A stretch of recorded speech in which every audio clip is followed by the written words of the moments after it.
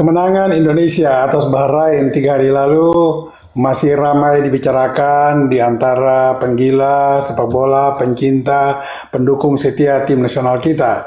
Karena 1 gol dari kaki Ole Romeni membuka peluang untuk masih terus bersaing guna merebut 1 tiket ke Piala Dunia 2026. Tetapi kita juga harus berikan catatan, kemenangan itu tidak diraih dengan mudah. Karena ada beberapa alasan yang memang perlu kita bicarakan dan analisis, paling tidak untuk menghadapi 2 pertandingan sisa melawan Cina tanggal 5 Juni dan Jepang 10 Juni, di mana Indonesia akan menjadi tamu bagi Jepang dan menjadi tuan rumah bagi Cina nantinya. Semua rekan sahabat Rai Soccer TV selalu bersama Bung Yes, dan jangan lupa like, comment, share, and subscribe.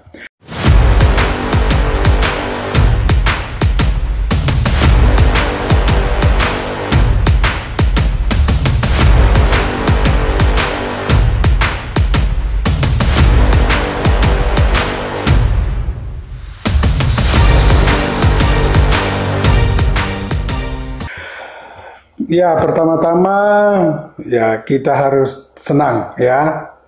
Tetapi kalau melihat secara keseluruhan 90 menit Indonesia melawan Bahrain hari Selasa lalu, kita juga dibuat cemas dan deg-degan sampai dengan peluit akhir berbunyi baru emosi ketegangan itu lepas, dan tentu saja bercampur dengan euforia yang begitu tinggi, kemenangan, kegembiraan. Tidak saja melibatkan sekitar 70.000 penonton di stadion, tapi juga hampir seluruh rakyat dan masyarakat bangsa Indonesia. Coba kita lebih perhatikan pertandingan hari itu ya. Ada beberapa pemain yang memang pantas mendapat apresiasi yang tinggi, tetapi tidak sedikit juga yang perlu diingatkan, dikritisi, supaya mereka bisa mengubah penampilan mereka, memperbaiki penampilan mereka, paling tidak melawan Cina pada tanggal 5 Juni nanti di Stadion GBK Gelora Bung Karno Senayan. Karena kemenangan atas Cina itu hampir pasti membuat Indonesia masih bisa maju ke babak keempat atau bisa juga lolos langsung. Namun untuk lolos langsung memang dibutuhkan keajaiban ya, karena pertandingan terakhir melawan Jepang dan itu sulit untuk bisa kita meraih 3 poin. Tapi oke lah, di sepak bola tidak ada yang sulit karena hal-hal luar biasa bisa saja terjadi bagi salah satu dari kedua tim yang bertanding nanti. Kita kembali ke para pemain yang perlu saya berikan apresiasi, tetapi juga saya perlu mengoreksi. Saya mulai dari beberapa pemain yang melakukan, bahkan nyaris melakukan blunder-blunder yang tidak perlu, yang bisa merugikan tim kita. Saya mulai dari Marcelino Ferdinand. Marcelino Ferdinand, karena kita menang, maka dia bagian dari salah satu pahlawan kemenangan itu. Karena lewat umpannya kepada Ole Romeni di menit ke-24, Romeni bisa mencetak gol tunggal ke gawang Bahrain. Namun terlepas dari apa yang dilakukan oleh Marcelino kepada Ole Romeni hari itu, dia juga bisa menjadi faktor kegagalan Indonesia. Kalau saja Bahrain bisa mencetak gol menyamakan kedudukan, bahkan kalau saja kita kalah, Marcelino bisa menjadi kambing hitam, bisa menjadi orang yang akan dicecar, ya, difitnah oleh para netizen. Mengapa saya katakan itu? Kita lihat bahwa di babak kedua, sebuah terobosan dengan bola dari sisi kiri memasuki kotak penalti Bahrain, dan dia harus membuat keputusan yang penting saat itu. Andaikan dia tidak emosi, tidak ego, lebih konsentrasi, Indonesia harusnya sudah unggul dengan 2 gol. Tetapi dia tidak melakukan hal yang sama ketika dia melakukan di menit 24, memberi umpan yang matang kepada Romeni. Saat itu posisi Romeni di sektor kiri, atau lebih tepat mendekati gawang kiri daripada Bahrain, sangat kosong. Dan andaikan Marcelino lebih tenang, tidak ego, tidak emosi untuk menendang langsung ke gawang, tetapi memberikan umpan kepada Romani, maka hampir pasti 99,09% akan terjadi gol.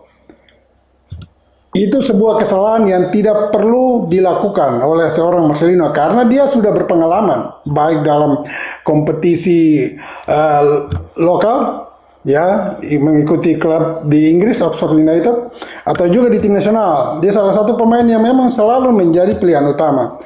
Jadi soal pengalaman, Marcelino walaupun usia masih muda, tetapi dari pengalaman bermain bola di tingkat level yang tinggi, dia sudah termasuk pemain yang senior dan matang. Namun kesalahan itu dia lakukan dengan sangat tidak masuk akal menurut saya. Ya, harusnya dia memberikan umpan kepada Romani. Itulah Marcelino. Semoga di pertandingan berikut dia lebih memperhatikan kerjasama tim, kekompakan tim, dan kepentingan lebih besar, bukan untuk dirinya sendiri. Dan ini juga harus diperhatikan oleh pengurus PSSI atau lebih khusus official tim nasional, manajer tim, maupun pelatih. Ya, supaya hal-hal sepele, hal-hal kecil seperti ini harus diperbaiki oleh pemain. Tidak saja Marcelino, kita lompat pada Eliano Reinders.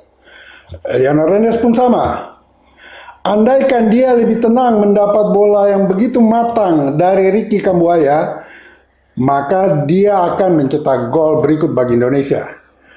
Tetapi pemain yang masih dicadangkan selalu ternyata tidak juga konsentrasi untuk lebih tenang di kotak penalti lawan dan mengambil keputusan yang cepat dan tepat menendang ke gawang. Ternyata tendangannya kalau kita lihat dari gestur saat dia menendang, sepertinya tidak serius menendang bola itu, asal-asalan saja.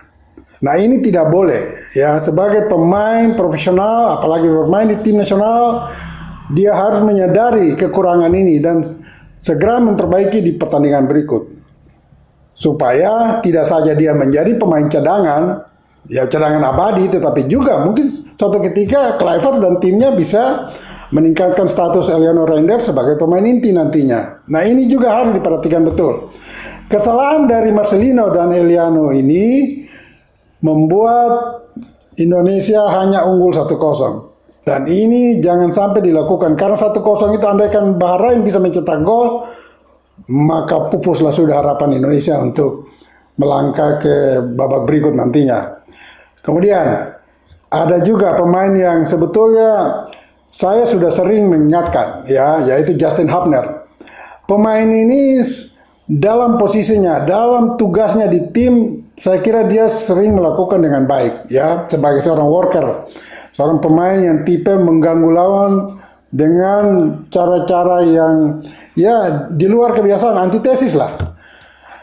Nah, ini yang sering dilakukan oleh Justin Hubner, dan karena tugasnya yang sebagai worker ini, dia sering kebablasan, lepas kontrol. Ada salah satu adegan di kotak penalti lawan ketika gagal mendapat bola tendangan pojok dan harus kembali ke posisinya di pertahanan. Dia sengaja mendorong, ya, ada gerakan mendorong dari Justin Hubner terhadap kiper Bahrain. Padahal itu sebetulnya tidak perlu dilakukan oleh dia. Andaikan kalau wasit lebih jeli mungkin mendapat kartu kuning. Dan kalau gerakan Hubner ini lebih keras lagi, bisa-bisa saja kena kartu merah. Ini fatal. Nah, ini official tim nasional, manajer Pak Sumarji, dan juga pelatih Patrick Kluivert harus lebih fokus mengingatkan Justin Hubner, supaya dia tidak lagi terlalu emosional ketika bermain. Karena kesalahan dia yang tidak perlu ini bisa mengakibatkan kalau dilakukan di kotak penalti kita, pasti kita kena hukuman penalti. Kalau di luar kotak penalti, dia bisa diganjar kartu merah. Ini akan sangat merugikan tim. Ya, jadi ini koreksi bagi 3 pemain tadi, Marcelino Ferdinand, Eliano Reinders, dan Justin Hubner. Nah, ada juga pemain yang perlu saya berikan apresiasi, Rizky Ridho, Ole Romani, dan juga Ricky Kambuaya. Pertandingan kemarin, Kluivert dengan tepat memainkan Ridho di belakang. Ya, sebelumnya saya memperkirakan antara Jordi Amat dan Rizky Ridho. Ternyata pilihan jatuh pada Rizky Ridho, dan dia tidak menyia-nyiakan kepercayaan dari Patrick Kluivert. Kita lihat bahwa Rizky Ridho menjadi man of the match bagi tim Indonesia hari itu. Dia tampil sangat baik, impresif, mengambil posisi selalu tepat, bahkan dia bisa menghalau salah satu peluang Bahrain untuk membobolkan gawang Indonesia. Kalau saat itu Rizky Ridho tidak cepat mengantisipasi bergerak ke bawah mistar, maka gol Bahrain akan tercipta. Tetapi pada saat Rizky Ridho ada di situ, bola yang mengarah ke pojok kanan gawang bisa disundul oleh Rizky Ridho dan menyelamatkan gawang Indonesia. Saya kira Rizky Ridho harus diberikan apresiasi dan mungkin perlu diperhatikan untuk menjadi starter di pertandingan berikut melawan Cina nantinya. Walaupun nanti ya mungkin Miss Hilger sudah sembuh dari cedera, ya kita lihat. Biarlah kondisi terakhir yang menentukan siapa yang menjadi pilihan utama sebagai pemain dari menit awal. Kemudian kita juga berikan apresiasi kepada Ole Romeni. 2 pertandingan 2 gol. Dan gol yang tercipta ke gawang Bahrain juga memperlihatkan ya sekali lagi kematangan Romeni. Saya sudah pernah singgung di Rai Soccer TV dalam konten sebelum ini. Dia memang sangat tenang dan inilah memperlihatkan kelas dia sebagai penyerang tengah. Mengambil keputusan cepat dan tepat. Dan kita lihat bahwa tendangannya ke gawang Bahrain, dia tidak melepaskan bola menyusur tanda tetapi agak setengah voli. Dan karena setengah voli itulah maka bola bisa melewati kaki kiper Bahrain yang lebih menyatu dengan lapangan di posisi bawah. Andaikan Romeni menendang bola menyusur tanah, maka bisa terganjal kaki kiper Bahrain. Dan apresiasi ini kita harus berikan kepada Romeni untuk kematangan dan kejeliannya melepaskan tendangan ke gawang Bahrain. Dan juga ada Ricky Kambuaya, pemain yang baru masuk di babak kedua. Pemain ini, walaupun ya jarang ditampilkan sebagai starter, tetapi sebuah gerakan dia yang melepaskan umpan matang kepada Eliano Reinders itu harus diberikan apresiasi juga. Artinya Ricky bisa mengimbangi rekan-rekannya yang jauh lebih berpengalaman. Dia bisa melakukan cara bermain bola yang benar dan tepat. Timingnya dia melepaskan bola juga sangat bagus dan bola umpannya juga sangat matang. Ini juga harus diberikan apresiasi kepada Ricky Kambuaya dan semoga di pertandingan berikut dia pun tampil ya lebih baik lagi. Paling tidak minimal seperti melawan Bahrain, tapi kalau bisa lebih ditingkatkan lagi, terutama gerakan-gerakan individunya dari sayap kiri maupun kanan ketika dia masuk menggantikan misalnya saja Ragnar Oratmangun. Dan yang terakhir, saya juga perlu berikan apresiasi kepada sekitar 70.000 penonton yang dengan semangat dari menit awal bahkan 3 jam sebelum pertandingan melawan Bahrain mereka sudah mengisi stadion utama Senayan atau Gelora Bung Karno Senayan. Dan akhirnya mereka juga kita lihat bahwa bersikap sangat sopan ya. Tidak ada lemparan-lemparan benda keras ke lapangan, tidak ada juga flare yang bisa membuat Indonesia kena sanksi. Dan saya harus berikan apresiasi juga kepada penonton yang mulai tertib ketika mendukung tim nasional kita.